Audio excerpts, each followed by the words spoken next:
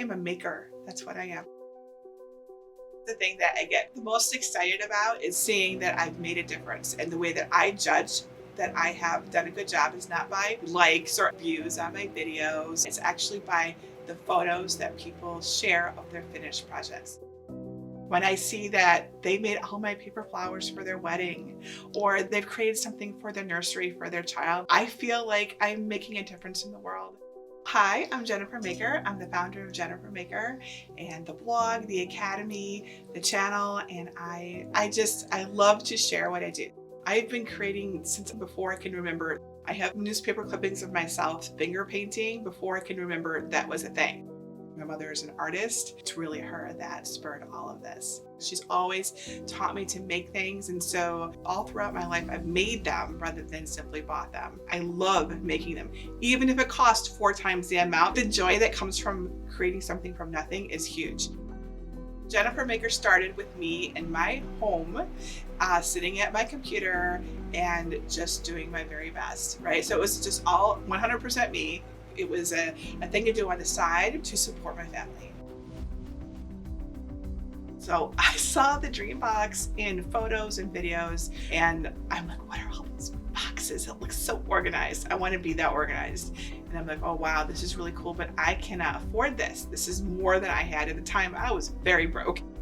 I decided to start saving for it. So I was setting aside money, and I work a little extra, and I sort of earmark something for a project. When I went to make my first video, my very first role model was Mr. Rogers. I remember watching him as a child, and that's why I'm wearing a cardigan. That's why I have the sets that I do, is because I thought of him and how he did it, and I try to replicate that. I would say like 6 months or a year in, I realized that this is something really special and really magical. It doesn't come along very often, and the opportunity to teach other people and really make a difference. So we've continued to grow beyond that to really reach people and hopefully positively influence their lives and teach them awesome things. So we got the studio in 2019 because we were growing out of the space in our home. So I was doing all my videos and all my work from my craft room in our house, which used to be our family room. So it's not really that big. And I could be in there with my stuff, but pretty much no one else could be in there. So as we were making more and more videos, like I needed Greg's help. I needed him to be in there and us for not to be crowded. We've doubled our space here, so it's like over 5,000 square feet of space, of storage space, of crafting space, of video set space. It's really awesome.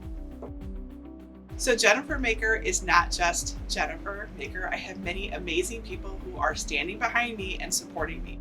I have Greg, first of all. Greg is my rock. I know that we'll say that, but he really is. Those times when I struggle and I find it really difficult, he's right there to help me focus and get back on track, and he's in charge of this whole studio, and he helps me film all of our videos. So without him, there is no Jennifer Maker.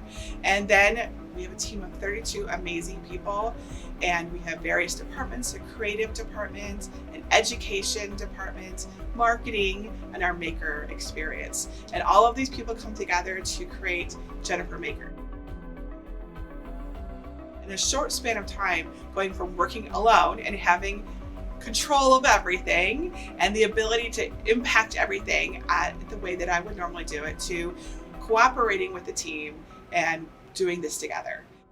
A day at the office is me answering questions on Facebook. I'm watching what everyone's doing, I'm planning, and most of the time I'm talking to my team about what our plans are, how we're doing on our goals, and that sort of thing. So I come to the studio to record videos or to do live videos. We were able to afford our first DreamBox roughly a year after we decided to get it. Before I could afford the DreamBox, I wasn't really doing a good job of storing things at eye level or arm's reach. So once I got the DreamBox, that solved that problem, and I was able to put so much more into one spot so that I could reach it. I have 4 DreamBoxes. I am very grateful for each one of them. The first one was actually Greg's DreamBox, and he uses it for storing his paints for his miniatures. After Greg got his DreamBox, I'm like, oh my my gosh, it's so cool. I really, really want one. So our second dream box is actually in the other room. In many of my videos, you'll have seen it behind me. My third dream box was the one that I have in my house, in my craft room. So that's where I actually do crafting at. It's really a family dream box. In fact, my daughter, she uses my dream box. It's definitely our crafting hub. And then my fourth dream box is this one that you see right here. This is the DreamBox 2, no legs, which is really cool. I love the no legs. We just got this in June, and I use this one here in my live stream set. It's really used to store our project supplies, and we take them out when we're doing workshops and events and that sort of thing. So we're using it to organize our business's activities. There's actually so many things I love about it. I love the way it looks. It looks really, really cool. Okay, so there's certainly an aesthetic thing to it. I love that it allows me to organize things and put them away, and they're not just in a bunch of random boxes or whatever. When I have done other crafting projects, I would have a light on the table, but with the DreamBox 2 and its double lights with its crown, it's really, really nice. Like a lot of light. My lights are on a voice activated control. So let's give it a try. Hey Google, DreamBox off. I love how I can bring the doors, like I kind of angle them out when I'm crafting, and then I can just reach for all the things. Right? That is a big deal. I almost think of it as like a sort of craft cockpit, because it kind of brings everything within arm's reach, and I can just take what I need, and I'm kind of in my little zone. Before I move into a DreamBox, and I have done this several times now, I actually get all the things out that I want to put into a DreamBox, and I put them either like on the floor or on a table, and then I start organizing them. In fact, I actually use the map to like kind of draw out where I want, and I decide what I want at eye level, what I want in the center, what I want down below. Then I start moving things around too. So I've actually rearranged it a couple times. So I've had my bigger computer in there, I've had my laptop in there, and I really like the flexibility for it to meet my needs. The totes are clear, and you can choose to see all of your things inside them.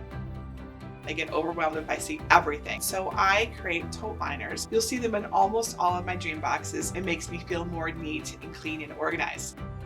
I have them on my blog for anyone who wants them free. I would recommend the DreamBox to anyone who needs to organize things in a small space. That is where it really, really, truly excels. I cannot emphasize that enough. And you don't need to be a crafter to use it. Obviously, many of us are crafters, but I have seen DreamBoxes used for homeschooling, seen nail artists use it. Greg doesn't consider himself a crafter. He's painting. It just creates this like command center for you to do things at. These days, I'm mostly doing what I call technology-based crafting. So I'm using a machine to help me do more. Things like paper crafting and vinyl crafting, fiber arts of all kinds. And I love just also home DIY projects with power tools. So all the things, all the tools. I think of our community as my boss. Our ideas for tutorials come from our community. We ask them all the time what they're interested in making. So they're telling me, and I'm carrying it out. We let them guide us. The thing that I get the most excited about is like realizing that you made a thing that they replicated on their own and are proud of and are displaying and took a photo. Like, it is pure magic. To be creative, to me, means to make something from nothing. It also can apply to all aspects of our life. So creating children, creating a home, creating a business, all of it. That to me is creative. So creativity comes in many different forms. I love to make things. That is what brings me the most joy. At the end of the day, I think about all the things I've made. I think about all the things I've inspired others to make, and I feel fulfilled.